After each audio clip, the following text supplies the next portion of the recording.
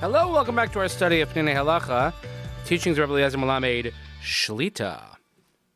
I hope everyone had an enjoyable Shabbos and a nice holiday weekend here in the northeastern United States. But here we are, new week, new halachos, and lots to accomplish. So we started the topic of hadlakas neros, of lighting Shabbos candles, and we continue with Makom hadlaka v'almi ha-mitzvah al-hadlik. Where do we light candles, and upon whom does this mitzvah fall? Mitzvah sheyeh or bechol hachadarim shetzarich lishtamesh behem b'leil Shabbos. The mitzvah is that there should be light in all the rooms that we need to use on Shabbos night, kedei shebnei habayis lo yikashlu b'darkom, so that people will see where they're going and they won't trip and stumble. Ulam ikar ha-mitzvah al-hadlik neros b'makom hasuda. However, the main location for lighting the mitzvah is in where you eat. Because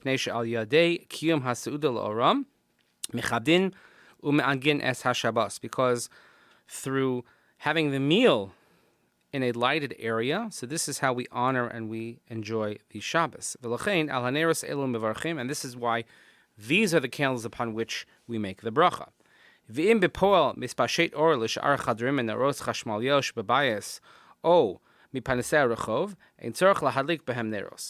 And if, and again, practically speaking, if we have light in the other rooms in the house through electric means, or let's say light from outside, that we don't have to light candles in those rooms. The candles should be lit at least until the conclusion of the meal. And some say that you should even have light that should be lit until the time it is for you to go to sleep. He quotes this from the Shmiras Shabbos Kehilchasa. Kayom, Sheiv Shasharas Lahlik Nora Chashmalit. He says nowadays, of course, that we have electric lights. L'chatchila yesh lidog sheisher bebayis or kol halayla, kedei shakam b'layla li takel b'darko.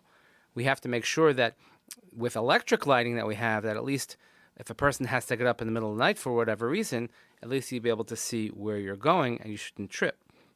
Mitzvahs hadlakas neros shayachas l'chol Yisrael, gvarim v'nashim, nisuim v'ravakim. The mitzvah of lighting candles applies to every single Jewish person, male, female, married, single. Shakol chayevim lechabed la'neges haShabbos, because the mitzvah of honoring and enjoying the Shabbos applies to each and every one of them. Ella shebein bnei hamishpacha ha'isha kodemes b'mitzvah zu. However, if you're dealing in a family household, the woman has priority in this mitzvah because she is the master of the house, so to speak, and she is responsible for all the arrangements in the home. So since this mitzvah is for shalom bayis, for peace in the home, so therefore she gets priority and she gets the merit, the zechus, to perform and fulfill this mitzvah. And with her lighting, everyone in the household is exempt from the mitzvah, meaning that she does it on behalf of the entire household. But let's say the woman of the household is held up, and already it's time to light candles, it's already time for sunset. Mutav sheba'alo achad miyaldeha yadlik neros v'lo yikansu l'safek chilul Shabbos b'adlakas haneros. So if she's in a situation where she's not going to be able to light candles on time, then certainly her husband or someone else in the household, one of the children, should light the candles on her behalf so that she shouldn't come to be mechalel Shabbos chas v'shalom when the time comes.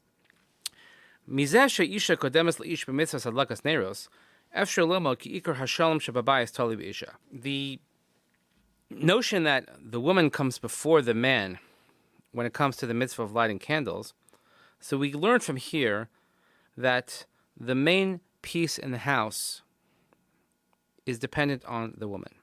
And if we extend this to the light of the Torah and the light of faith that dwells in the home, is in the merit of the woman.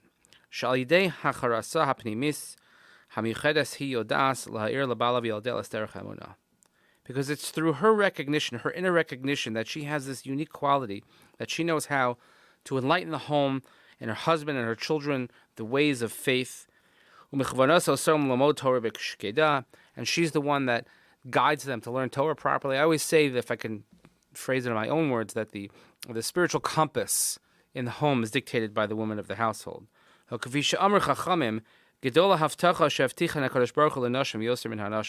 Chazal tell us that the promise and the faith that we have at HaKadosh Baruch Hu put in the women is greater than he has in the men. Because the women, they send their children to study Torah, they send them to shul, and they send their husbands to learn in the Beis Medrash. And the Gemara Bracha says, and they wait for them to come back. And if the woman is unable to light the candles, the husband should light the candles.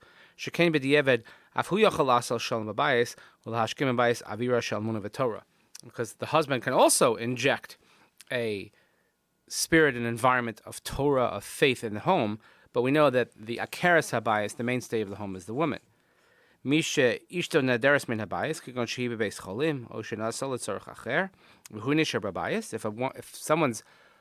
the woman of the household is not home, and she can't make it home, let's say she's in the hospital, or she had to go away for Shabbos, and he's alone in the house, so then he, the husband, should light candles at home with a blessing.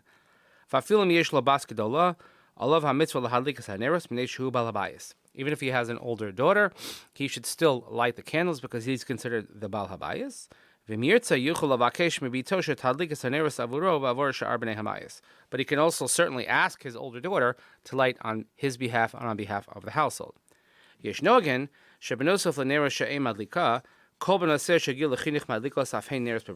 have the custom that in addition to the candles that the mother lights, that all the daughters who are of age and understand the notion of the mitzvah, that they also will light with a bracha.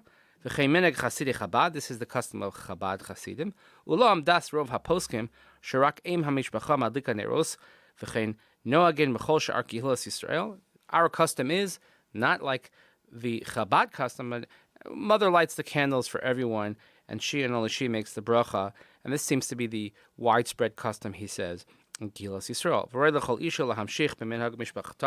And every woman should continue lighting the way she has the custom in her family as it goes on. So certainly the idea of a woman taking precedence in this mitzvah, dictating the spiritual tenor and the flavor of the home, is one of great importance. So as we begin a new week learning, let's hope that we shed light on this beautiful mitzvah and that we have another great week of learning together. Welcome to the month of Kislev. I hope everyone has a great day and a great week ahead. Thank you for listening. We'll see you next time as we study Peninei Halacha, the teachings of Rav Eliezer Melamed Shlit'a.